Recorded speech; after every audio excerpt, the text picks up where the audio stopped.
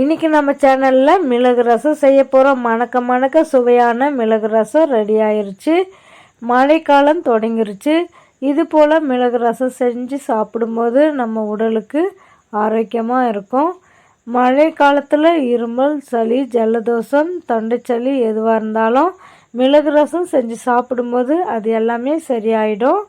மழைக்காலத்துக்கு ஏற்ற ஒரு ரெசிபி தான். திருமண நிகழ்ச்சிகளில் பாரம்பரிய முறைப்படியான ரசம் இல்லாமல் இருக்காது. ரசம் முக்கிய பங்கு வகிக்கும். ரசம் ஒரு அட்ஜஸ்ட்மெண்ட் பதார்த்தம்.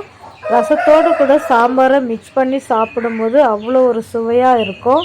இதில் இருக்கிற பொருட்கள் எல்லாமே நோய் எதிர்ப்பு சக்தி கொண்ட பொருட்கள் தான். மிளகு, சீரகம், இஞ்சி, பூண்டு, கருவேப்பிலை, கொத்தமல்லி, தக்காளி எல்லாமே நோய் எதிர்ப்பு சக்தி கொண்ட பொருட்களாக விளங்குது.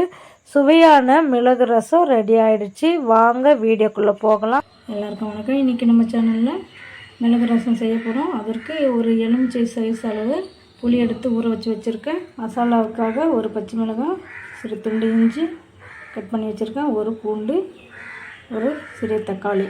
அந்த மசாலா ஐட்டம் பார்க்கலாம். 2 ஸ்பூன் சீரகம் சேர்த்துட்றேன். 3 ஸ்பூன் மிளகு சேர்க்குறேன். 1 ஸ்பூன் சேர்த்துட்டேன்.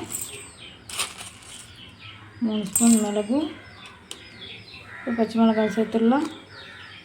இஞ்சி சேர்த்துட்றேன். கொத்தமல்லி சேர்த்துட்றேன். ஒரு கொத்து கருவேப்பிலை. தக்காளி கட் பண்ணிடுறேன். பூண்டை உடச்சி சேர்த்துக்கலாம். சேர்த்துடுறேன். பிறகு பார்க்கலாம். தக்காளி கட் பண்ணி சேர்த்தாச்சு. இதை அரைச்சி எடுத்துக்கலாம். இதை அரைச்சி எடுத்துட்டேன். இருக்கட்டும். இது ரொம்ப நைஸாக அரைக்கக்கூடாது. ரசத்துக்கு ஏற்ற போல் இது போல் தான் அரைக்கணும். குறவெல்லாம் அரைக்கணும். நம்ம ரசம் தாளிச்சிக்கலாம். அடுப்பில் பாத்திரத்தை வச்சுருக்கேன். பாத்திரம் காஞ்சிடுச்சு. இப்போ தேவையான அளவு எண்ணெயை சேர்த்துக்கலாம். ரசம் தாளிக்கிறதுக்கு இப்போ தேவையான அளவு எண்ணெயை சேர்த்துட்றேன். போதும். எண்ணெய் சூடாகட்டும். 1 ஸ்பூன் கடுகு சேர்த்துட்றேன். 1 ஸ்பூன் உளுத்தம்பருப்பு சேர்த்துட்றேன். ஒரு 4 போல் காஞ்ச மிளகாய் சேர்த்துட்றேன். எல்லாமே வெடிஞ்சு வரட்டும். நல்லா வெடிஞ்சு வந்துட்டு இருக்குது. இந்த ரசம் மசாலாவை சேர்த்துட்றேன். அதை கலந்துக்கலாம்.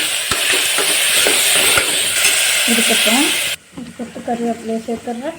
1 ஸ்பூன் மஞ்சள் தூளை சேர்த்துட்றேன். எல்லாத்தையும் நல்லா கலந்துக்கலாம்.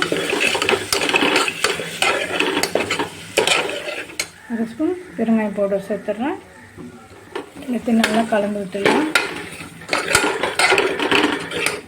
இப்போ நம்ம என்ன செய்யணும்னா கரைச்சி வச்ச புளி தண்ணியை சேர்த்துட்றேன்.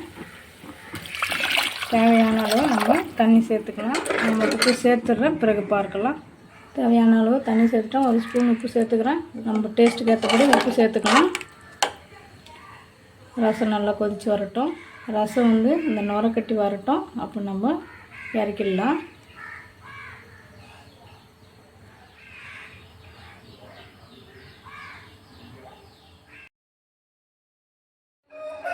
ரசம் நல்லா கொதித்து வருது. நுரை கட்டி கொதித்து வந்துட்டு இருக்குது.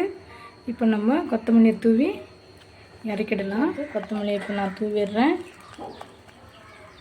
அடுப்பு ஆஃப் பண்ணிக்கிறேன். மிளகு ரசம் ரெடி ஆகிடுச்சு. அதை கொஞ்சம் நல்லா கலந்து விட்டுக்கலாம்.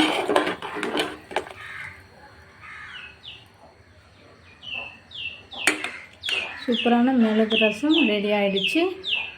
இதே போல் நீங்களும் செஞ்சு பாருங்கள். செஞ்சு பார்த்துட்டு லைக் பண்ணுங்கள், ஷேர் பண்ணுங்கள், கமெண்ட் பண்ணுங்கள், சப்ஸ்கிரைப் பண்ணுங்கள். அனுதினம் புது சுவையுடன் இன்னொரு வீடியோவில் சந்திக்கலாம். நன்றி, வணக்கம்.